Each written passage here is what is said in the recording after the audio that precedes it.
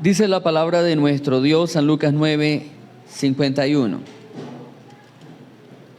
Cuando se cumplió el tiempo en que él había de ser recibido arriba, afirmó su rostro para ir a Jerusalén, afirmando el rostro al propósito divino. Vamos a hablar hoy de cómo fue ese momento previo a la crucifixión, el momento previo a la crucifixión de Cristo. Fue un momento de mucha determinación. Tal vez nosotros hemos tenido que enfrentar situaciones que uno sabe qué es lo que va a pasar allá y uno no quisiera ir allá porque uno sabe que hay allá. ¿Cierto? Cuando usted va a un examen y hay exámenes que son torturantes y usted dice, no quisiera ir allá porque allá están las agujas, me van a extraer sangre, me van a hacer una biopsia, van a hacer esto, van a hacer aquello, me van a operar, van a utilizar instrumentos afilados, endoscopias, sí, hay procedimientos muy duros. Usted dice, no quisiera ir allá, pero usted sabe que es lo necesario, llegar a ese lugar, enfrentar esa situación. El Señor tuvo que tomar firmemente la decisión. Él había ido muchas veces a Jerusalén. Normalmente todo judío subía a Jerusalén a celebrar 3 fiestas importantes, que era la fiesta de los tabernáculos, que era donde celebraban o conmemoraban el acto en que Dios providencialmente les había rodeado con una columna de fuego en el desierto, y donde ellos habían sobrevivido 40 años en el desierto usando unas casitas, unas cabañas llamadas tabernáculos en el desierto. Subían ellos a esa fiesta, a los tabernáculos. Entonces Jesús subía a Jerusalén porque el Señor no vivía en Jerusalén, pero subía a Jerusalén a esas fiestas. Subía al día de la expiación, lo que conocemos como el Yom Kippur, el día donde se le pedía perdón a Dios por los pecados. Y había una fiesta suprema, la fiesta de la Pascua, también donde subían a conmemorar la salida de Egipto hacia la tierra prometida. Eran las 3 fiestas principales que ellos celebraban en Jerusalén. Y él todos los años, 3 veces al año, subía a Jerusalén precisamente para disfrutar de esas fiestas y para agradecer a Dios el favor sobre su pueblo. Él había subido muchas veces, pero había una de esas veces que iba a ser muy determinante para él. Era el momento en que él iba a ser crucificado. Él no podía ser crucificado en Belén, en Nazaret o en Capernaum. Él tenía que padecer ahí en Jerusalén. Geográficamente, Jerusalén estaba situado en una montaña llamada el Monte de Sión, y tenía que él padecer y morir siempre ahí. Él mismo Jesús dijo, Jerusalén, Jerusalén, que matas a los profetas y apedreas a los que vienen hacia ti. Cristo, aparte de ser redentor de nosotros, también era profeta porque hablaba lo venidero. Entonces el Señor no podía morir en otro lugar, ni podía morir de otra manera. Me preguntaba mi hijo en estos días y me dijo, papi, ¿tiene que ver algo la profesión de Jesús con la muerte de él mismo? Y le dije, ¿cómo así, hijo? Explícame. Sí, porque Jesús de profesión era carpintero, sabía manejar todo tipo de madera. ¿Y por qué tiene que morir en un madero? ¿Por qué tiene que morir ahí? Él me hace la pregunta, ¿tiene relación la profesión con la muerte de él? Y entonces le dije, hijo, proféticamente, el hombre cayó en pecado por un árbol, pero también fue libertado a través de un árbol. Cayó por el árbol de la ciencia del bien y del mal, pero fue redimido a través de un árbol cortado, tallado, para que Cristo fuera clavado ahí. Y mire cómo tiene relación la madera, porque el Señor pudieron haberlo ahorcado. La pena máxima, la pena de muerte, la pena capital judía era el apedreamiento, no era la crucifixión. La crucifixión era la pena capital de los romanos. Cristo fue juzgado y fue muerto no por la pena capital judía, sino por la pena capital romana. Si él hubiese sido muerto por la pena capital judía, hubiese tenido que ser apedreado. Pero su sangre no hubiese fluido como fluyó a través del madero. ¿Sabían, hermanos, que en la pena capital judía el apedreamiento no se ejecutaba sacando a la persona al aire libre, sino que afuera de cada ciudad había un hoyo? Y la persona que era apedreada la lanzaban al hoyo y solamente le quedaba la cabeza por fuera. Y donde la gente apuntaba a apedrear a otro era a la cabeza, porque no le quedaba sino la cabeza por fuera. Así lo hacían, esa era la forma de apedrearlos a ellos. De manera que el Señor tampoco podía morir dentro de un hoyo, porque el quedar clavado en una cruz se cumpliría lo que Pablo dijo. San Pablo dijo en la carta a Timoteo: porque hay un solo Dios y un solo mediador entre Dios y los hombres, Jesucristo hombre. Eso de que mediador quería decir que estaría haciendo un puente entre la tierra y el cielo. Y Cristo, al ser crucificado, al estar suspendido en la cruz, Cristo quedó haciendo el puente. Cristo no quedó ni tocando la tierra, tampoco estaba tocando el cielo. Cristo quedó haciendo un puente para que los hombres, al mirar a Cristo, lanzaran su mirada al cielo también. Levante su mano y dele gloria a Dios.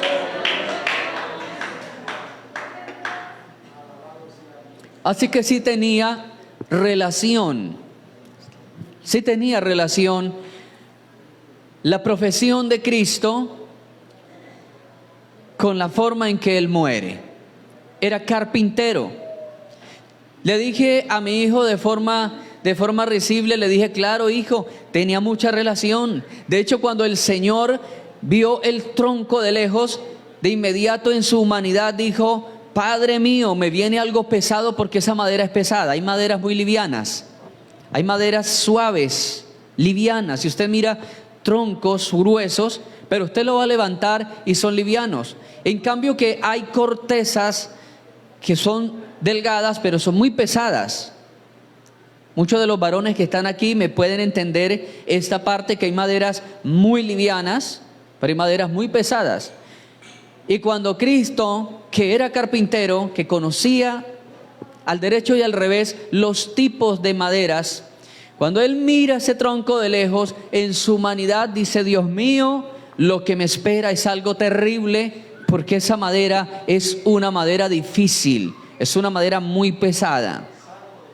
Pero sin embargo, Él sabía todo esto.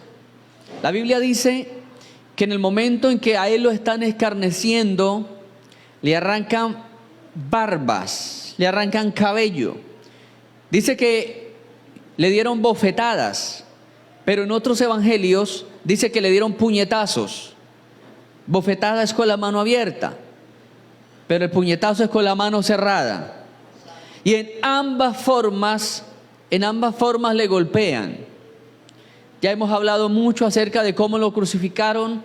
Usaron un instrumento llamado el gato de 9 colas, que era un látigo corto, que era hecho de cuero, y en las puntas tenían láminas de acero atadas o trozos de huesos. Eran nueve ramales, 9 ramas, y cuando golpeaban en la espalda, normalmente el golpe se daba arriba, al lado de los hombros, en la región cervical, y luego se alaba hacia abajo, para cumplirse lo que el salmista dijo, porque el salmista dijo: los aradores hicieron largos surcos en mi espalda. ¿Por qué profetizaba David esto? Lo profetizaba porque era la forma en que los soldados romanos golpeaban con el látigo de 9 colas. El golpe fuerte para que las astillas de hueso o las láminas de acero se clavaran en la piel y luego alaban hacia abajo. Los aradores hicieron largos surcos en mi espalda, desgarrando piel, carne y tendones, músculos a la vez. Mis amados hermanos, todo esto lo sabía el Señor, todo esto ya Él lo sabía. Cómo iba a ser su muerte, los padecimientos previos a la muerte, todo lo sabía. Pero sin embargo, dice la Escritura que cuando el tiempo se cumplió, Él afirmó su rostro para ir a Jerusalén. O sea, fue un viaje de gozo, fue un viaje de triunfo. Yo creo que los discípulos no notaron que el Señor sabía que era la última vez que iba en su forma humana a visitar Jerusalén. Tal vez no se dieron cuenta porque su rostro estaba firme. No iba con un rostro deprimido, demacrado, diciendo: me van a matar, todo se acabó, ay, qué dolor. Sino que iba con un rostro firme. Afirmar el rostro es una postura de determinación, es una postura de seguridad. Afirmar el rostro es una postura de decisión. Mire, amado hermano, tiene que ver mucho la postura corporal con algunas cosas que nosotros tenemos adentro y queremos expresarlas afuera. Tanto que las personas que trabajan en marketing, en productos, en ventas, lo primero que tienen que empezar a corregir es su postura corporal. Una persona que quiera tener buen éxito, buenas ventas, lo primero que dicen es: mejore su postura corporal. Párese derecho, levante su cabeza. Mire que usted siempre habla con la cabeza torcida. Y empiezan hermanos a trabajar la postura corporal, porque de acuerdo a la postura corporal se desempeñan los trabajos bien o mal. Un ejemplo: si su hijo es aquel que para hacer las tareas se acuesta y hace tareas acostado, tenga en cuenta que esa tarea muy posiblemente no va a tener un resultado óptimo, porque la tarea fue hecha de una forma despreocupada, porque la tarea se hizo de una forma de poca atención. Y su hijo es el que se acuesta y empieza a escribir, la caligrafía va a quedar mal, no va a coordinar el pensamiento con lo que tiene que hacer. La postura corporal significa mucho, amado hermano. Tanto que en las estructuras de trabajo, hay una estructura de trabajo en las empresas que se llama psicología organizacional. Y es una persona que está allí facultado, titulado, es un psicólogo, pero que hizo una especialización organizacional para ayudar a comprender y a organizar el desempeño de la empresa. Y una de las cosas que dictamina el psicólogo organizacional es la ergonomía. La ergonomía es la manera en que yo pongo mi cuerpo a la hora de trabajar.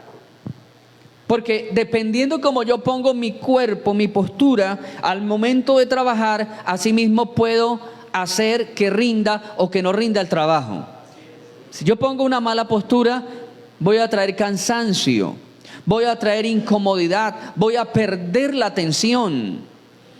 Entonces, los señores que trabajan en psicología organizacional nos están ayudando a poner una buena postura para que el oficio rinda, para que el oficio sea más eficiente, para que la persona no presente molestias al momento de estar desempeñando la labor.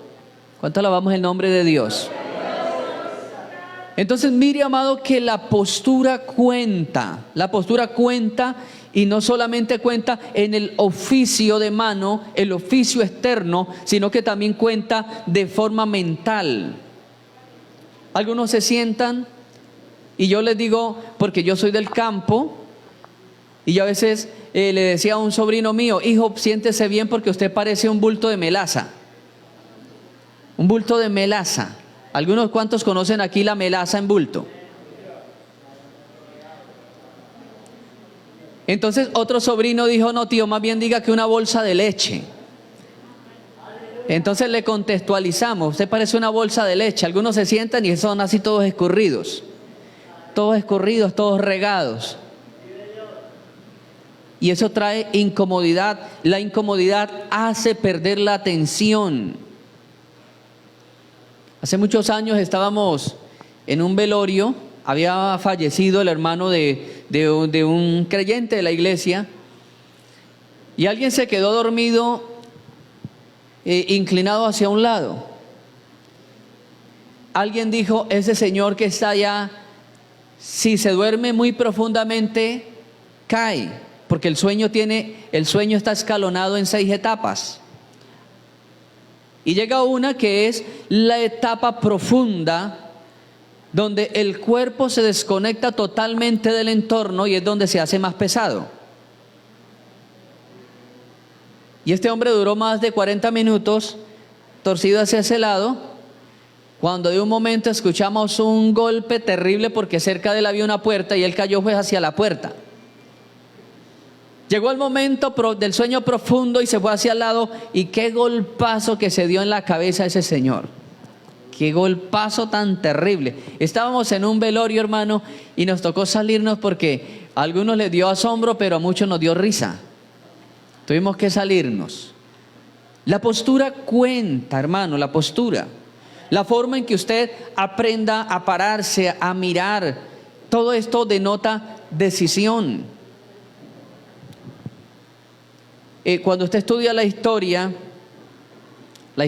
pues está dividida en varios periodos, y hay un periodo de la historia que le llaman prehistoria.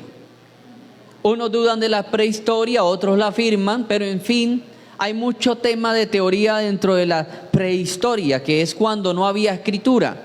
Y como no había forma de escribir ni de dejar libros, entonces lo que hoy día hablamos de la prehistoria son teorías, y dentro de las teorías cabe pensar muchísimas cosas. Pero dentro de la prehistoria se habla del ser erguido. Se le llamaba Homo erectus, que es hombre parado o hombre erguido. Y bueno, la historia dice que la historia de la prehistoria dice que ahí fue donde el hombre aventajó al animal, que ahí fue donde el hombre aprendió a dominar el animal y donde el animal aprendió a tenerle miedo al hombre, porque el hombre quedó parado mientras que ellos siguieron en 4 patas. Bueno, la postura, esto es lo que habla la historia de la prehistoria. El Homo erectus, que fue cuando el hombre aventajó al animal porque logró pararse y andar en 2 patas. Pero oiga esto, hermano. Cuando yo le voy a hablar de la biología animal, esto no es prehistoria ni son teorías. Yo le voy a hablar de la biología animal, y una de las cosas que realmente el animal respeta del hombre es que el hombre esté parado, que el hombre esté de pie. Esa es una de las cosas que el animal respeta del hombre, que el hombre esté de pie. Entonces mire, hermano, cómo la postura corporal, cómo está mandando un mensaje importante. Cómo la postura corporal le está diciendo al que está de frente o al oficio que está de frente, soy capaz de hacerlo. Soy capaz de hacerlo. Las personas que trabajan con el tema de motivación y todo el desarrollo mental han descubierto que una persona con hombros abajo, con columna jibada, con rostro hacia el piso, no es una persona competente para desarrollar grandes proyectos. Porque así como está su cuerpo, así está su mente también jibada. Entonces, por eso vuelvo a decirles que una persona que quiera aprender a tomar grandes proyectos, lo primero que tiene que hacer es empezar a forjar su postura corporal. Cristo afirmó su postura corporal. Dice la Biblia que miró con decisión a Jerusalén y empezó a caminar directo hacia el propósito. Allá en Jerusalén estaba el propósito. Allá estaba lo que Dios quería hacer con toda la raza humana. Allá estaba lo que Dios quería hacer con nosotros. Dios quería salvarnos a través de Jesucristo. Pero el Señor no podía mirar a Jerusalén de una forma despectiva, ni con ira, ni con enojo, ni con melancolía, sino que Él miró a Jerusalén como la ciudad del cumplimiento del tiempo de Dios. El tiempo se había cumplido. El tiempo de las profecías, el tiempo de la madurez corporal de Él también, porque Cristo muere a los 33 años. Y dicen los expertos del desarrollo físico que la mayoría de la juventud o la cúspide de la juventud son los 33 años. Que a los 33 años se termina la juventud y empieza, hermano, la etapa de adulto, que es la primera etapa, la primera edad del hombre, va desde el año 0 hasta el año 33. Y del año 34 hasta los 60 ya es una persona adulta. Pero de los 60 para arriba es un adulto mayor. Por eso le dicen la tercera edad, después de los 60. Y cuando ya uno llega a los 60, hermano, pare de contar, ordena tu casa, porque ya no hay cuarta edad. Hasta ahí fue. Gloria al nombre del Señor y a su nombre.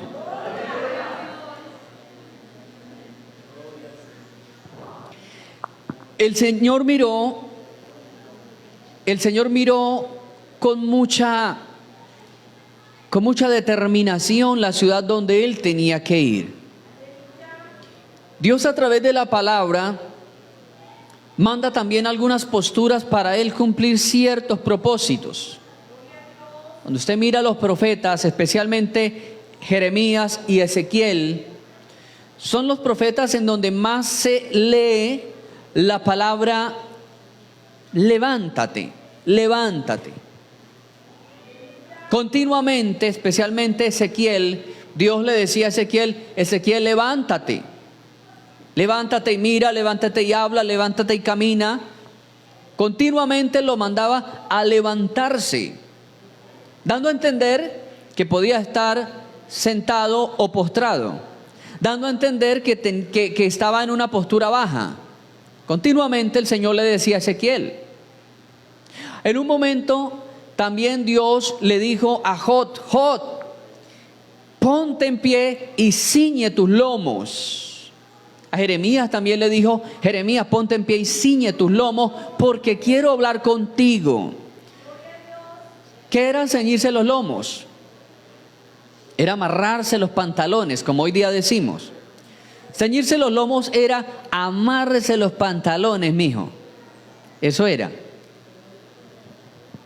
Porque en el tiempo de los judíos, aunque no se usaba el pantalón es relativamente una prenda muy moderna, muy moderna. Los pantalones no se usaban en el tiempo de la Biblia, se usaban túnicas, eran túnicas. A diferencia que la tela de la túnica de la mujer era diferente a la del hombre y los colores también variaban.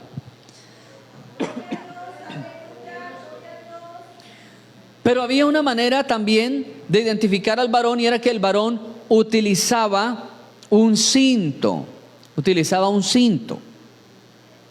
Entonces, cuando el judío iba a dormir, se quitaba el cinto para tener mejor comodidad a la hora de dormir. Muchos de ellos, a la hora de comer, también se soltaban el cinturón, el cinto, para tener comodidad, porque ellos no tenían mesas. Ellos comían reclinados hacia un lado, y si era en el campo, pues se sentaban sobre una roca o se recostaban en el pasto. Entonces no tenían mesas y la manera de comer muchas veces soltaban el cinto y se recostaban, o cuando iban a dormir, repito, volvían y se soltaban el cinto. Y amarrarse el cinto, ceñirse el lomo, era lo mismo, que era amarrarse otra vez ese cinto, representaba el momento de trabajar, el momento de cargar algo, el momento de emprender un viaje, el momento de emprender una labor. Si se veía a un hombre con el cinto desamarrado a toda hora, el aspecto era que es un hombre que está muy descuidado en su manera de vestir. Qué hombre tan descuidado en su manera, en su porte físico, si este hombre lo veían así. Entonces, en la Biblia, en muchas ocasiones, Dios le decía a los profetas: ciñe tus lomos. También vamos a encontrar que el Señor le decía a través de Pablo a la iglesia: quiero que los hombres levanten sus manos. El Señor en muchas ocasiones, a través de la Biblia, mandó algunas posturas corporales. ¿Cuántos alabamos el nombre del Señor? Afirmar el rostro representaba, hermano, la decisión que el Señor tenía para ese momento.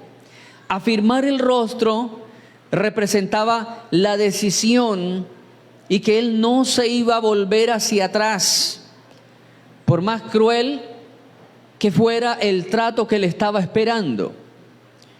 Poner la cara al problema, hermano. Poner la cara al problema. ¿Cuántas veces nosotros estamos esquivando el poner la cara a un problema? Y ese problema no se va a solucionar hasta que no afirmemos la cara hacia el problema. Algunos dicen: yo no voy al médico porque es que el médico de inmediato me va a decir qué enfermedad tengo y eso me va a causar más enfermedad, me va a causar estrés. Huimos de ponerle la cara a un problema. A veces estamos huyendo de los problemas y el problema sigue intacto porque no hemos decidido enfrentarlo y poner el rostro. No hemos decidido colocar como el Señor, afirmar el rostro hacia el problema. A veces no hemos decidido hablar ciertas situaciones porque decimos: nos da pena hablar cierta situación. Me da vergüenza. ¿Qué va a pensar esa otra persona? ¿Qué va a pensar mi hijo? ¿Qué va a pensar mi hija? ¿Qué va a pensar mi esposo si yo lo enfrento? Pero sabe, hermano, que la manera de nosotros aprender a solucionar problemas es afirmando el rostro hacia el problema. Afirmando el rostro hacia la situación. El Señor le mostró un problema bastante difícil a Ezequiel. Y el problema está allí en el capítulo 37. Era una visión de un valle de huesos secos. En gran manera lo identificó el profeta: valles de huesos secos, secos en gran manera. O sea, ya eran huesos que partían fácil. Y lo coloca a un lado de aquel valle. Yo no sé si usted ha tenido la experiencia de ir a un cementerio y ver los huesos de muerto. Cuando han excavado alguna tumba para enterrar a alguien nuevo ahí, y sacan los huesos, sacan las quijadas, los dientes, el cráneo. No es una experiencia para nada bonita, porque aunque son huesos de años, la impresión es que esa era una persona también. La impresión es que ese era un humano y que ahora está ahí, y ver esos huesos no es para nada agradable.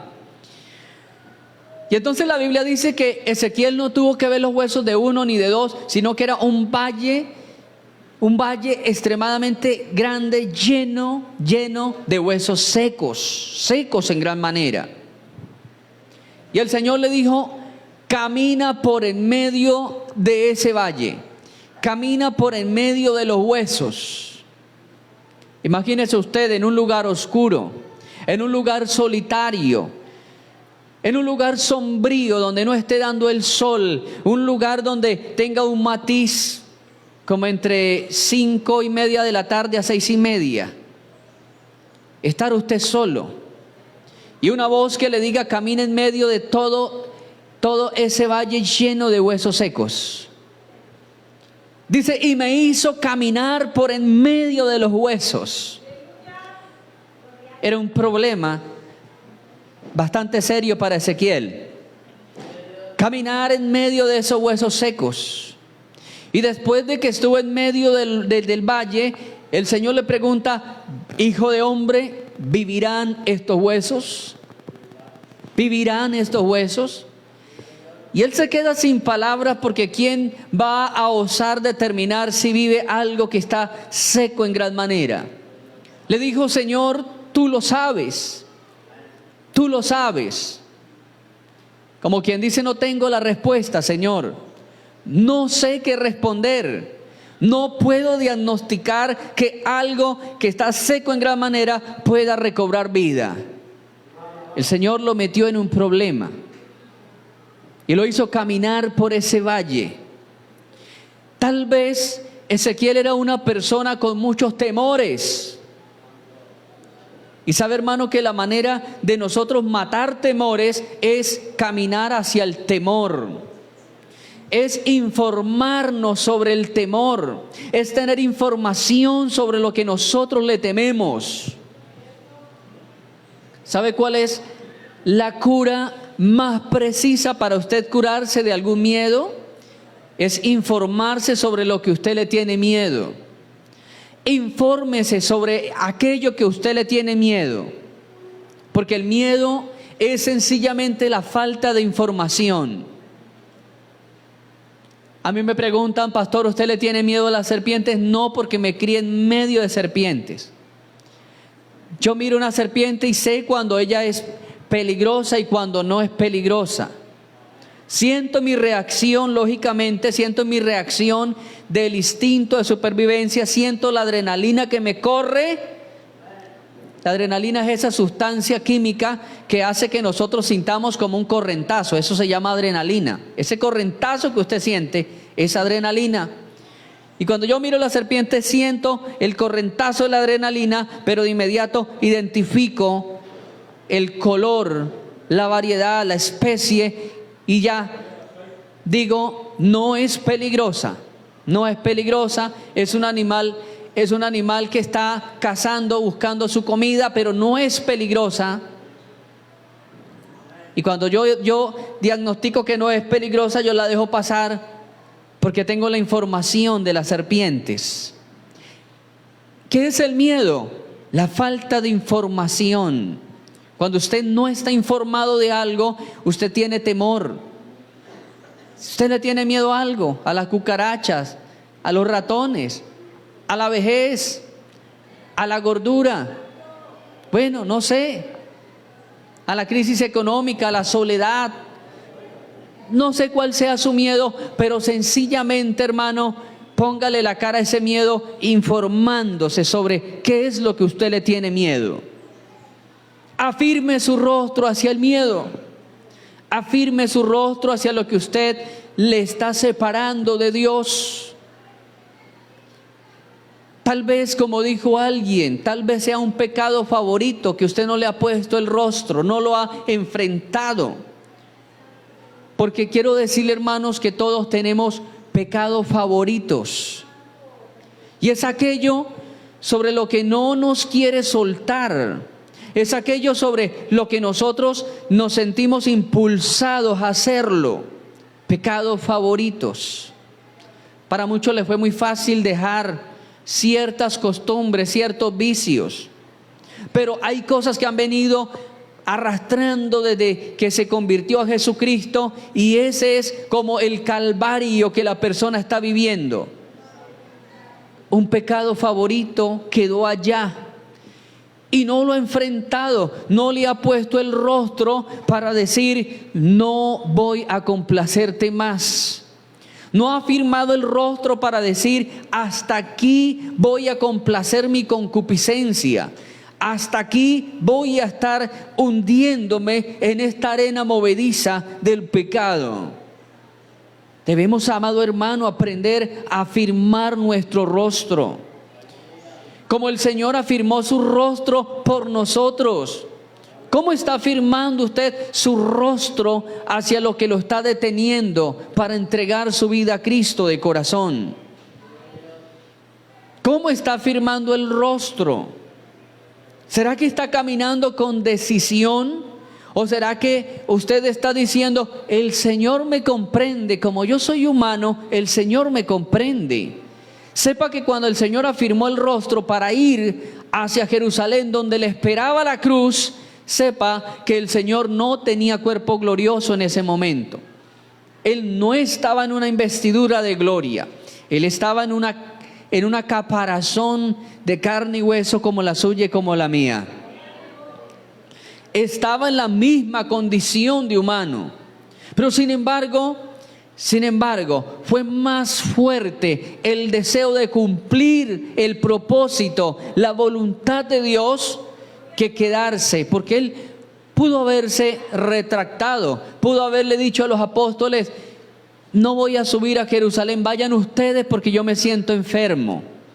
Yo tengo como alta la temperatura, me siento enfermo, vayan ustedes, hagan el sacrificio de la Pascua ustedes, yo no puedo subir a Jerusalén. Él pudo haberse retractado, él pudo haberle aceptado la oferta a Satanás cuando Satanás vino, lo tentó y le ofreció la gloria de este mundo. Tal vez le hizo mirar las enormes mansiones de lujo que hoy día tienen los ricos. Tal vez le hizo mirar las camionetas, los aviones, los yates. Tal vez le hizo mirar tal vez los spas, aquellos masajes corporales de relajación. Tal vez le hizo, todo lo que usted se le venga a la cabeza para traer comodidad. Tal vez el diablo le mostró todas aquellas cosas para hacerlo retroceder, pero sin embargo su rostro permanecía firme, estable. Muchos cristianos del primer siglo tuvieron también que afirmar su rostro y caminar felices hacia el Coliseo, donde los esperaban los gladiadores, donde los esperaban los elefantes, los leones, las panteras, los tigres, firmes, cantando. Ya hemos hablado que ellos murieron cantando, entraban todos cantando, alegres allá a ese Coliseo romano. Y la gente se asombraba, ¿por qué esa gente está tan contenta si saben que van a morir hoy? Y muertes complejas, muertes difíciles, muertes aterradoras. ¿Por qué? Había gozo en ellos, había gozo. La Biblia dice que Cristo llevó el vituperio de la cruz con gozo. Cristo murió contento, con gozo. Sufrió con gozo el estar allí crucificado. Mi amado hermano, yo pienso que hoy es tiempo de aprender a enfrentar aquellas cosas que nos han tenido atados, que no nos han dejado correr, que cuando hemos querido dar el paso al frente, Satanás ha usado eso para ponerle la mano en la cabeza y decirle, siéntese que usted lo que necesita es estar sentado. ¿Qué hay en su vida? ¿Y qué lucha tiene? ¿Qué lucha tiene? Tal vez usted tenga una lucha fuerte entre decidirse por servirle a Dios de corazón y complacer su propio ego, complacer su propia personalidad. Tal vez está esa lucha allí. Como yo le decía a unos hermanos en un velorio, hablando acerca de la eternidad, y yo les decía, hermanos, yo quiero ser muy sincero. Si usted me pregunta, Pastor Fernando, ¿usted quiere irse para el cielo? Yo le voy a decir y ser sinceros que yo tengo una contrariedad dentro de mí. Y la contrariedad es que sí quiero irme para el cielo, pero también quiero quedarme en la tierra. Y son dos cosas que son incompatibles. No puedo estar en el cielo y estar a la tierra a la misma vez. Y no puedo estar en la tierra y estar en el cielo.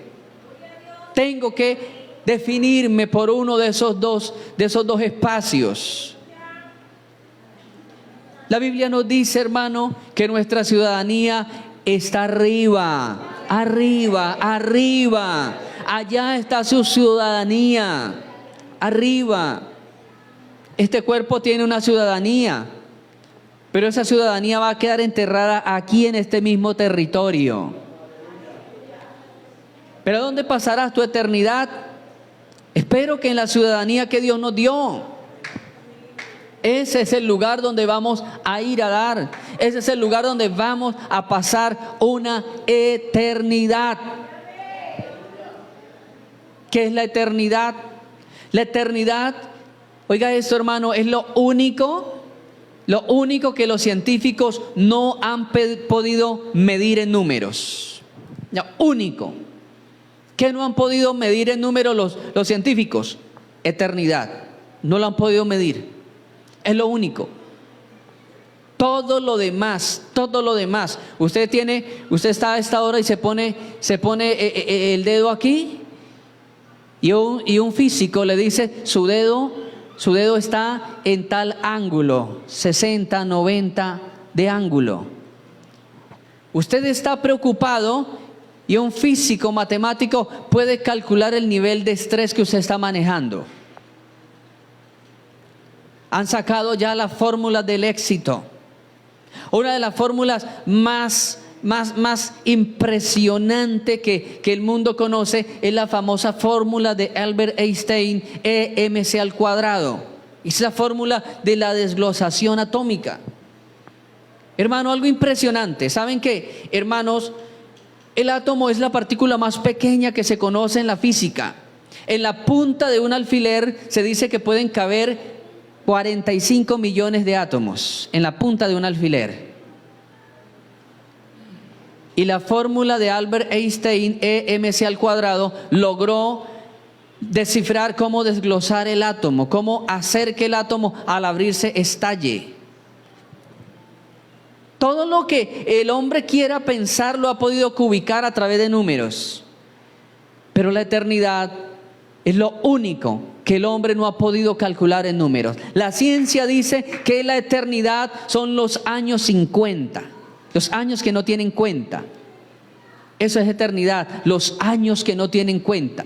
Lo único, repito, lo único que no ha podido el ser humano cubicar.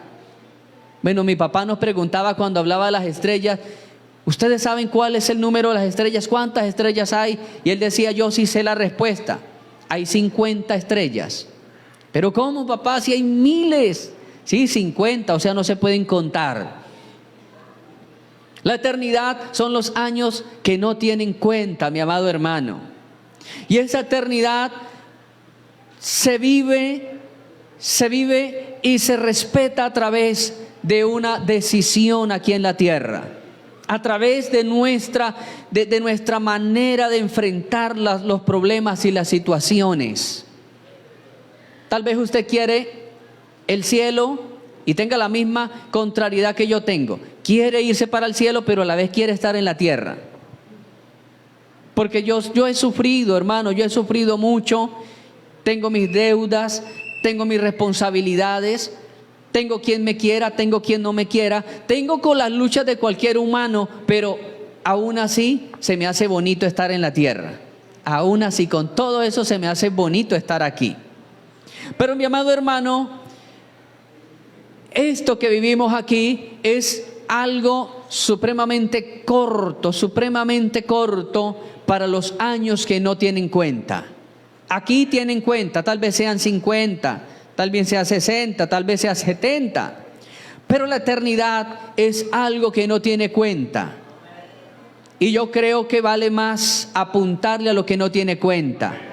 Vale más apuntarle a lo eterno. Vale más apuntarle a lo que va a ser para siempre. 10.000 años y 10.000 años va a existir. 100.000 años, 1.000.000 de años. Principiando, ¿por qué no tiene cuenta la eternidad? Porque allá no hay ni sol ni luna. principiando desde ahí, hermano. Allá no va a haber día, ni semana, ni mes, ni año, porque no hay luna, no hay sol.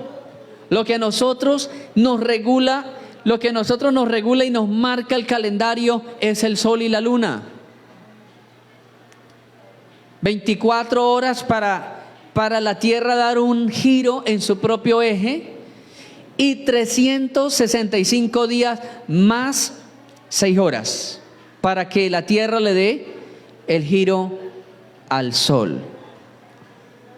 Gloria al nombre del Señor. Entonces, mi hermano, al no existir ni sol ni luna, dígame usted cómo se van a contar los días, cómo se van a contar los años. Comencemos desde esa clave que nos da el libro de Apocalipsis. El libro de Apocalipsis nos da esa clave para que nosotros entendamos por qué hay una eternidad. Porque allá no hay sol, no hay luna. Allá no hay giro, no hay rotación sobre el propio eje. No hay rotación alrededor del sol. Entonces comencemos desde ahí, que físicamente, hablando desde el estudio de la física, es imposible contar los años del cielo, porque no hay sol, no hay luna, no hay día, no hay noche, no hay semana, no hay mes, no hay año. ¿Cómo contamos cuántos años van pasando? Un eterno amanecer será en el cielo, un eterno amanecer. Dice la Biblia que allí solo estará la luz de la gloria del Cordero de Dios. Por eso Pablo dijo, y el morir es ganancia. Y una ganancia en todo, porque allí hay luz siempre, pero no me va a llegar recibos de energía. Ni recibos de agua. Y va a haber agua porque hay un mar de cristal. Van a haber grandes bendiciones. Y por eso Pablo dice, morir me es ganancia. Mi amado hermano, cuando usted o a mí nos diagnostiquen y nos digan, ¿sabe qué, caballero o dama? Váyase para la casa, aliste su testamento, prepárese, coma bien, dése el lujo de comer lo que quiera, porque ya su enfermedad o su cuerpo no tiene remedio. Afirme su rostro, no se desplome, porque a veces, hermanos, las noticias nos desploman a nosotros. Sí, las noticias nos desploman a nosotros. Jacob, cuando recibe la falsa noticia de que José había sido comido por una fiera, José se derrumbó totalmente. La estructura mental de Jacob se destruyó, se fue al piso. ¿Y qué dijo Jacob? Voy a morir con este luto, con esta amargura. Voy a descender al Seol también con esta amargura. Su estructura mental se derrumbó totalmente. ¿Por qué?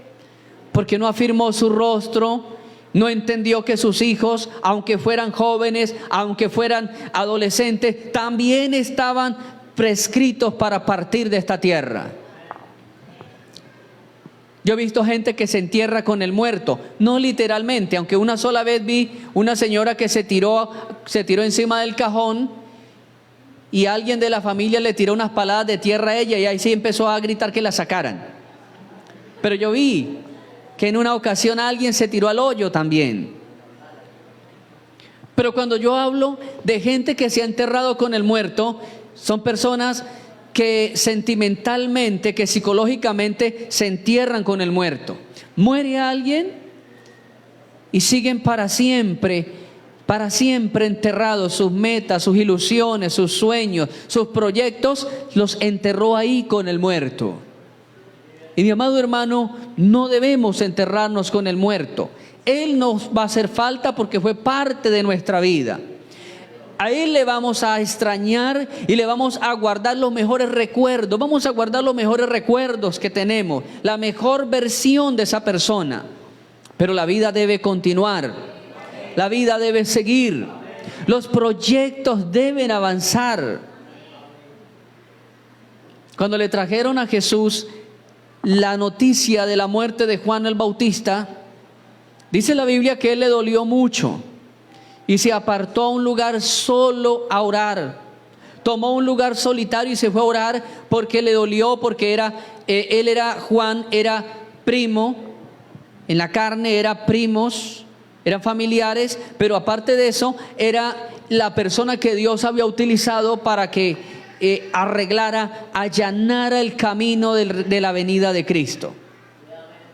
Él estuvo preparando el camino para la predicación de Jesús. A él le dolió eso, pero oiga esto, hermano, dice la Biblia que estando orando solo, en su momento de luto solo, la Biblia dice que la gente se dio cuenta dónde estaba él. Y dice que, dice que subió mucha gente a ese lugar. Dice que subió una turba de gente, oiga esto, y era el momento en que él quería estar solo, pero fue la única vez que la Biblia menciona que Jesús, desde que comenzó la noche hasta que amaneció, estuvo sanando, libertando y haciendo milagros. La única noche que la Biblia habla que el Señor pasó de largo derecho haciendo milagros, sanando y libertando a endemoniados fue la noche del luto, la noche que le llegó la noticia de Juan el Bautista. ¿Qué tal si el Señor dice, no, yo no quiero atenderlos, váyanse, hoy no es mi día, hoy no estoy para nadie? Hoy no quiero saber de milagros, no quiero saber de enfermos, no quiero saber de moribundos, de endemoniados. No, váyanse porque no tengo tiempo para esto. Hoy no es mi día. ¿Qué tal si el Señor hubiese hablado de esa manera? Pero Él no habló de esa manera. Cuando vino toda esa gente necesitada, aunque había dolor y aunque había amargura, el Señor entendió que era el momento de trabajar. El Señor entendió que el propósito de la humanidad tenía que seguir en pie, que Él no se podía enterrar con Juan. Y empezó a hacer muchos milagros, y empezó a sanar a muchos, y Dios se manifestó. Mi hermano, no esté deteniendo usted el proyecto de Dios por algo que le pasó en el pasado, por algo que le pasó anteriormente. No detenga el proyecto de Dios con su vida por algo que lo marcó, por algo que le atravesó el corazón, porque tal vez usted recibió una flecha en su corazón, le atravesó el corazón la muerte de alguien, la pérdida de un negocio, la pérdida de un dinero, la pérdida de una relación amorosa, y tal vez usted quedó ahí enterrado en esa situación. Dios ha querido visitarle, Dios ha querido usarle, Dios ha querido levantarle, pero usted está enterrado allí. Mi hermano, es hora de afirmar nuestro rostro. Afirme su rostro hacia adelante. Mire que hay planes, mire que hay proyectos. Esa situación que usted está viviendo, todo eso pasará, pero si usted le pone el rostro, si usted le pone la cara, si usted le pone la valentía y el empeño, Dios va a estar con usted. La Biblia dice, no temas, porque yo te tomo de la mano derecha y te digo, no temas. Dígnese a estar sobre sus pies, amado hermano, en esta hora.